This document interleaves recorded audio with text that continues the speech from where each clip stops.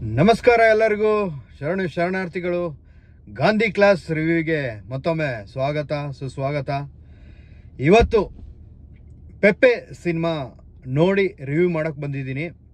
ಫಸ್ಟೇ ಡಿಸ್ಕ್ಲೇಮರ್ ಕೊಡ್ತಾ ಇದ್ದೀನಿ, ಯಾರ್ಯಾರು ವಿನಯ್ ರಾಜ್ಕುಮಾರ್ ಅಭಿಮಾನಿಗಳು ನೋಡ್ತಾ ಇದ್ದೀರಾ ದಯವಿಟ್ಟು ಇಲ್ಲಿಗೆ ನಿಂದಿರಿಸ್ಬಿಡಿ, ನೋಡಕ್ಕೆ ಹೋಗ್ಬೇಡಿ. ಅದಾದಮೇಲೆ ಬಂದು ಕಮೆಂಟಲ್ಲಿ ಅದು ಇದು ಅಂತ ಕಮೆಂಟ್ ಮಾಡಿದರೆ ನಮಗೂ ಅದೇ ಥರ ಲ್ಯಾಂಗ್ವೇಜ್ ಬರುತ್ತೆ. ದಯವಿಟ್ಟು ಇಲ್ಲಿಗೆ ನಿಂದಿರಿಸ್ಬಿಡಿ. ಹೆಂಗಿತ್ತು ಸಿನಿಮಾ ಅಂತ ವಿಮರ್ಶೆ ಮಾಡೋಕೆ ಹೋದರೆ ಫಸ್ಟಿಗೆ ನಾನು ಹೇಳ್ದಂಗೆ ಇದು ಗಾಂಧಿ ಕ್ಲಾಸ್ ರಿವ್ಯೂ. ಗಾಂಧಿ ಕ್ಲಾಸಲ್ಲಿ ಕೂತ್ಕೊಂಡು ನೋಡೋ ಮೆಂಟಾಲಿಟಿ ಹೇಗಿರುತ್ತೋ, ನನಗೆ ಏನು ಅನಿಸುತ್ತೋ ಫಿಲ್ಟರ್ ಇಲ್ದಂಗೆ ಹೇಳೋ ಚಾನಲ್ ಇದು. ಸಿನಿಮಾ ಹೆಂಗಿತ್ತು ಅಂತ ಹೇಳಿದ್ರೆ ತುಂಬ ಕೆಟ್ಟದಾಗಿತ್ತು. ನನಗಂತರೂ ಒಬ್ಬನೇ ಓದೆ, ಒಂದು ರಿವ್ಯೂವರ್ ಕಷ್ಟ ಇವತ್ತು ನನಗೆ ನಿಜವಾಗ್ಲೂ ಗೊತ್ತಾಯಿತು. 2 hours ಸಿನಿಮಾ ಕುತ್ಕೊಂಡು ನೋಡೋದು, ಒಂದು ಸಿನಿಮಾ ಚೆನ್ನಾಗಿಲ್ಲ ಅಂದರೆ ಎಷ್ಟು ಟಾರ್ಚರ್ ಇರುತ್ತಂತಂದರೆ ರಿವ್ಯೂವರಿಗೆ ಗೊತ್ತದು ಎಷ್ಟು ಟಾರ್ಚರ್ ಅಂತ. ಏನಕ್ಕೆ ಸಿನಿಮಾ ತೆಗಿಲಿಲ್ಲ ಅಂತಂದರೆ, ಏನಕ್ಕೆ ಚೆನ್ನಾಗಿಲ್ಲ ಅಂತ ಹೇಳೋಕೆ ಹೋದರೆ ನಮ್ಮ ಡೈರೆಕ್ಟ್ರಿಗೆ ಒಂದೇ ಪ್ರಶ್ನೆ ನನಗೆ. ಶೈಲೇಂದ್ರ ಎಸ್ ನಾಯರ್ ದ ಚೇಟ ಯಾವ ಥರ ಸಿನಿಮಾ ತೆಗಿಯಕ್ಕೆ ಹೊರಟಿದೀಯಾ ನೀನು ಅಂತ ಒಂದು ಪ್ರಶ್ನೆ. ಇದೇನು ಆರ್ಟ್ ಸಿನಿಮಾನ, ಮಾಸ್ ಸಿನಿಮಾನ, ಇಲ್ಲಾಂದ್ರೆ ಹೀರೋ ಓರಿಯೆಂಟೆಡ್ ಸಿನಿಮಾನ, ಯಾವ ಜಾನ್ರೆ ನೀನು ಪಿಕ್ ಮಾಡಿದೆ ಅಂತ ಅನ್ನೋದು ನೀನು ಕಂಪ್ಲೀಟ್ಲಿ ಕನ್ಫ್ಯೂಸ್ಡ್. ಒಂದು ಸೀನಲ್ಲಿ ಹೀರೋ ಒಬ್ಬ ಮುದುಕನ ಹೊಡೆಯೋಕ್ಕೆ ತತ್ಲಾಡ್ತಾನೆ,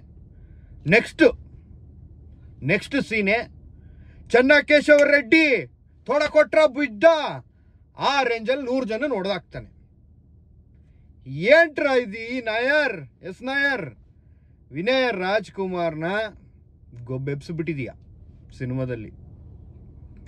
ವಿನಯ್ ರಾಜ್ಕುಮಾರ್ ಬಗ್ಗೆ ಹೇಳ್ಬೇಕಂತಂದ್ರೆ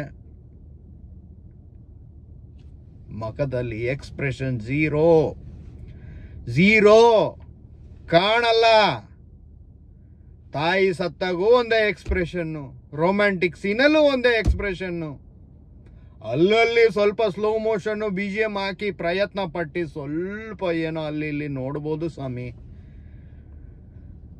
ಫೈಟಿಂಗಲ್ಲಿ ದಮ್ ಇಲ್ಲ, ಹಿಂಗೆ ಓಡ್ತಾ ಇರ್ತೀಯ, ನಿನ್ನ ಫೋರಮ್ ಕೋಳಿ ಕಾಲ್ಗಳ ಥರ ಕಾಣ್ತಾ ಇದೆ. ಜಿಮ್ಮಿಗೆ ಹೋಗ್ಬೇಕು, ಹೀರೋ ಆದ್ಮೇಲೆ ಆಕ್ಟಿಂಗ್ ಕಲಿಬೇಕು.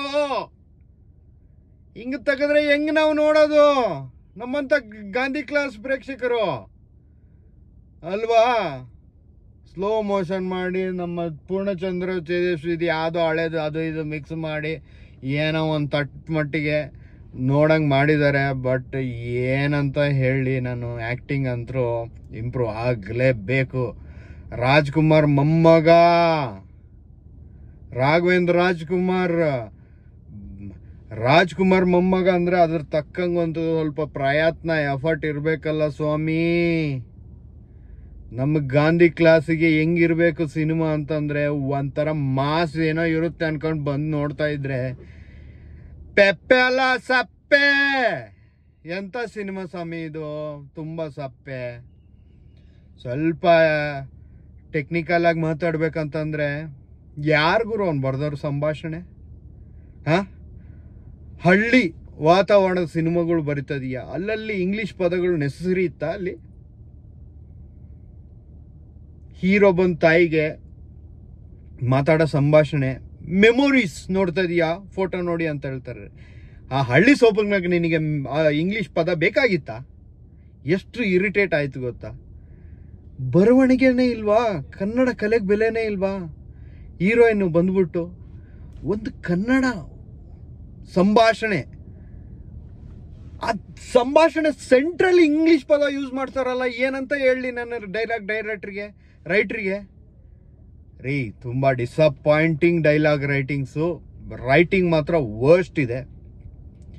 ಸಿನಿಮಾದಲ್ಲಿ ಏನು ಪಾಸಿಟಿವ್ ಅಂತಂದರೆ, ಫಸ್ಟ್ ಟೈಮ್ ನನಗೆ ಮಯೂರ್ ಪಟೇಲೇ ಈ ಸಿನಿಮಾ ತೆಗೆದ್ಬಿಟ್ಟಿದ್ರೆ ಚೆನ್ನಾಗಿತ್ತಲ್ಲ ಅಂತ ಅನಿಸ್ತು.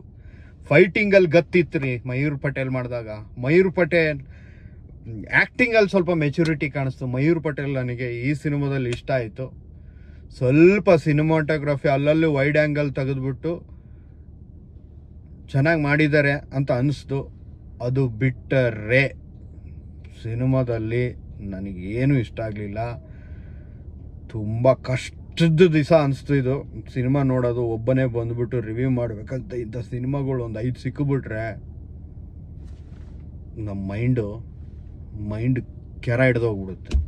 ಹೇಳ್ತೀನಿ, ತುಂಬ ಡಿಸಪಾಯಿಂಟಿಂಗು. ಅಭಿಮಾನಿಗಳು ಬಂದ್ಬಿಟ್ಟು ಕಮೆಂಟಲ್ಲಿ ಒದರ್ತೀರಂತ ಗೊತ್ತು, ಅದಕ್ಕೆ ಹೇಳಿರೋದು ಫಸ್ಟಿಗೆ ಅಲ್ಲಿಗೆ ಸ್ಕಿಪ್ ಮಾಡಿಬಿಡಿ ವಿಡಿಯೋ ಅಂತ. ದಮ್ಮಿದ್ರೆ ಸಿನಿಮಾ ನೋಡಿ, ನಿಮ್ಮ ತಾಳ್ಮೆ ಪ್ರಯತ್ನ, ನಿಮ್ಮ ತಾಳ್ಮೆ ಎಷ್ಟಿದೆ ಸಿನಿಮಾದಲ್ಲಿ ಅಂತ ನಿಮಗೆ ತಿಳಿಬೇಕಂದ್ರೆ ಸಿನಿಮಾ ನೋಡಿ. ತುಂಬ ಜನ ಇಂಟರ್ವ್ಯೂಲ್ಲಿ ಎದ್ದೋದ್ರು, ಇದ್ದಿದ್ದೇ 6 ಜನ, 3 ಎದ್ದೋದ್ರು ಇಂಟರ್ವ್ಯೂಲ್ಲಿ. ಹಿಂಗಿತ್ತು ಸಿನಿಮಾ. ಬರ್ತೀನಿ ಇನ್ನೊಂದು ಸಿನಿಮಾ ಜೊತೆ. ಬಾಯ್ ಬಾಯ್.